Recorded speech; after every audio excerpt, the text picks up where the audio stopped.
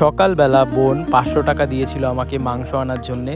তারপর আমি বাইকটাকে বের করে বাজারের উদ্দেশ্যে রওনা দিয়েছিলাম।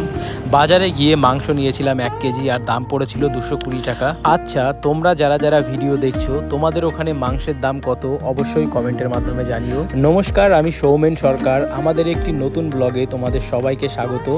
বাড়ি ফিরে বোন দেখো মাংসগুলোকে ধুয়ে নিয়েছে। মাংস ধোয়া কমপ্লিট হলে আমি বসে পড়েছিলাম পেঁয়াজ কাটতে। আসলে আমরা সবাই মিলে রান্না করছিলাম। একটা জিনিস যেটা আমি বড়দের থেকে শিখেছি, সবাই মিলে যদি কিছু করা যায় তার আনন্দই হয় অন্যরকম, আর সেই জিনিসটাও খুব ভালো হয়। কথা বলতে বলতে আমাদের সবজি কাটা সম্পূর্ণ হয়েছে। তারপর আলুগুলোকে ভালো করে ধুয়ে নিয়ে তেলের মধ্যে ভাজা হচ্ছিল।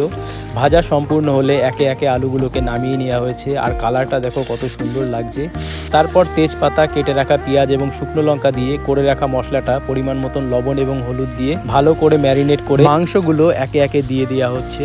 আচ্ছা, আমাদের বাড়িতে তো এইভাবেই রান্না করা হয়।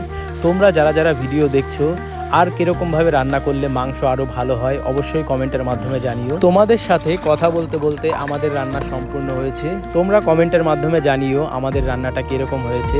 আর ভিডিওটা যদি ভালো লাগে একটা লাইক করো, চ্যানেলে নতুন হলে চ্যানেলটিকে সাবস্ক্রাইব করো।